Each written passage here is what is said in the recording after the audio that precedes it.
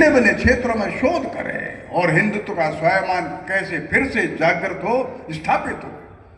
समाज जीवन के प्रत्येक क्षेत्र में शोध करने वाले बड़े बड़े विद्यालय, विश्वविद्यालय आज आगरा में हैं। यहाँ प्राध्यापकों की कमी नहीं है, हर क्षेत्र में है। ये शिक्षा का बहुत बड़ा पुराना केंद्र है।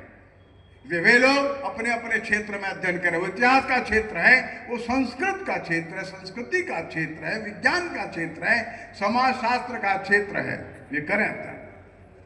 यहाँ आगरा के बगल में ही हमारा भक्ति का सबसे बड़ा केंद्र रहा है, इसका नाम है वृंदावन, मथुरा और गोवर्धन। आप कल्पना करिए, जब दिल्ली और आगरा आतंक का केंद्र थे तो बगल में ये सूरकुटी है, यहाँ पर सूरदास बैठे थे। थोड़ा और आगे बढ़िए, गोवर्धन है, और आगे बढ़िए बरसाना है, नंदगांव है, वृंदावन है, मथुरा है। जाके संतों ने मुगलिया सल्तनत में जाकर के माथा नहीं टेका, उन्होंने हरि का भजन नहीं छोड़ा। मथुरा का जन्म स्थान का मंदिर टूट गया और सारे मंदिर नष्ट हो गए। वृंदावन के मंदिर भी एक बार को नष्ट हो गए, लेकिन संतों के जो कमंडल का जल नहीं सूखा। ध्यान रखिए, वो हरि बोल वृंदावन में करते रहे। सारा ब्रज गोवर्धन की परिक्रमा करता हुआ संकल्प लेता रहा, एक दिन आवेगा हमारी स्वतंत्रता फिर आवेगी, दिन आवेगा। बिहारी जी में जय जयकार फिर हो गई।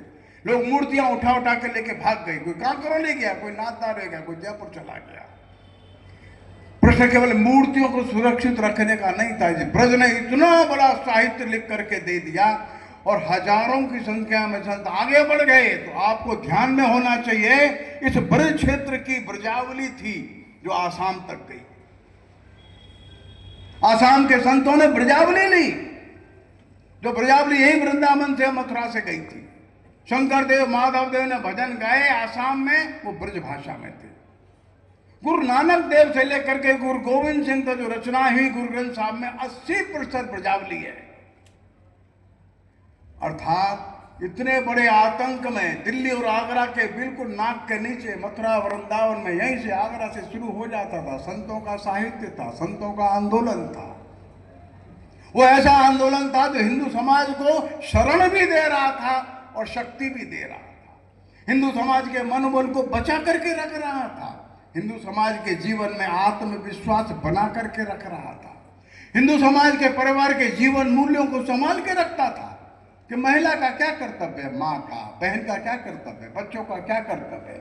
माता ठीक है, राजा नहीं है, अपना सेना नहीं है, मंदिर भी नहीं है, शालिग्राम छोटे से घर में लाके बिठा दिए, भजन यही करो चुपचाप। बंधु, ये सारी दुनिया का अभूतपूर्व आंदोलन था जो आगरा के बगल में प्रारंभ हुआ। आगरा में उसका शोध होना चाहिए। कैसे सारे हिंदू समाज को जागृत रखा, बचा करके रखा। दुनिया की बड़ी से बड़ी सत्ताएं नष्ट कर दी थी इस्लाम ने, मालूम होना चाहिए। इराक और ईरान खत्म हो गए, और अगर भारत खत्म नहीं हो सका तो उसमें इन संतों का आंदोलन है, भक्ति का आंदोलन है। इसका केंद्र बिंदु ये आगरा के बगल में था। लेकिन दुर्भाग्य से हमारे आगरा के जो साहित्य के लोग हैं, हमारे हिंदी के लोग हैं, भिन्न भिन्न प्रकार के और भाषाओं के लोग हैं, इस पर शोध नहीं करते। क्यों नहीं करते? भगवान जाने। जिन बातों ने हमको जिंदा रखा, और सारी दुनिया में हरि बोल हो रहा है, देख नहीं रहे आप? कम से कम 500 मंदिर दुनिया में बड़े बड़े बने हुए हैं। अकेले अमेरिका में 200 मंदिर है। जो मंत्र वृंदावन से उठा और सारी दुनिया में चला गया। लाखों लोग जो श्वेत वर्णीय हैं, हरि बोल बोल रहे, चैतन्य महाप्रभु की जय जयकार कर रहे, भागवत पढ़ रहे हैं। लेकिन आगरा के प्राध्यापकों को फुर्सत नहीं है कि इस पर शोध करें। कैसे ये महाविकट काल में लोगों को संजीवनी देता है, इस पर शोध यहां नहीं होगी तो कहां होगी? हम सोचते हैं एम्स्टर्डम में, न्यूयॉर्क में शोध हो, वाशिंगटन में शोध होगी। इस पर आगरा में शोध होनी चाहिए थी, शोध के केंद्र बनने चाहिए थे। यहाँ हिंदी संस्थान है, जहां बने। और इसलिए ये जो भवन है, ये अपनी आत्मीयता को और साथ साथ अपने आत्म तत्व को, आत्मीयता सारे समाज के लिए और आत्म तत्व अपनी आत्म आलोचना के लिए, अपने आत्म दर्शन के लिए, उसका ये केंद्र बन जाए। तो हम समझते हैं कि हमारा संकल्प है पूज्य डॉक्टर साहब का, समस्त हिंदू समाज, माने समस्त हिंदू समाज, एक को भी नहीं छोड़ना, दूर वनवासी है, दूर बस्ती में बैठा है, बड़ा प्राध्यापक है, कोई कितना भी बड़ा शोध का विद्यार्थी है, सबको साथ लेकर के चलिए।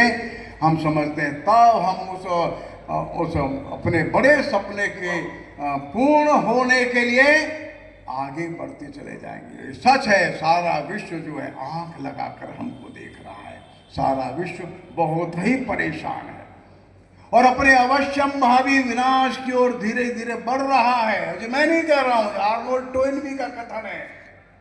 सारा विश्व अपने अवश्यम भावी विनाश की ओर बढ़ रहा है। कोई मार्ग नहीं है बचाने का, बस एकमात्र मार्ग है, वो यह है ये दुनिया हिंदू समाज की शरण गह ले, बस। This only way, no other way is there. केवल और केवल हिंदू समाज के पास चली जाए। वो आगे लिखता है आर्नोल्ड टोइनबी कि हिंदू समाज के पास एक स्पिरिट है, एक भावना है, और हिंदू समाज के पास एक एटीट्यूड है।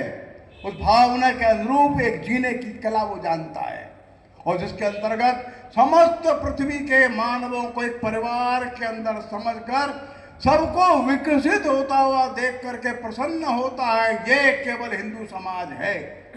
बंधुओं, ये कितनी बड़ी जिम्मेदारी हमारे ऊपर है, ये कितने बड़े एक्सपेक्टेशंस हमारे लिए वो कहते हैं।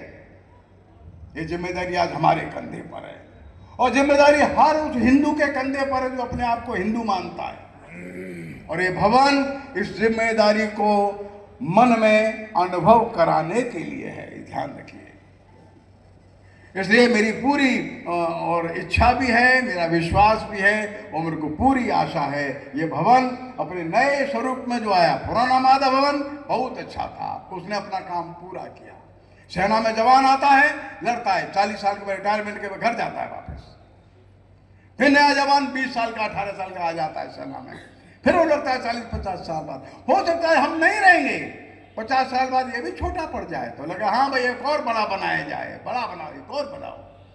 हिंदू समाज के अत्यंत उस गौरवशाली स्वरूप को प्राप्त करने के लिए छोटे छोटे भवन नहीं, और बड़े भवन, बड़े भवन, और ऐसा भवन बने कि समस्त विश्व हमारे हिंदुत्व के इस प्रकाश से, इस आध्यात्मिक ज्योति से चकाचौंध होकर के इसको आश्चर्यजनक रूप से देखे। दिस द ओनली वे, एकमात्र मार्ग यही है और केवल यही है। सभी को बहुत बहुत शुभकामनाएं। नमस्कार।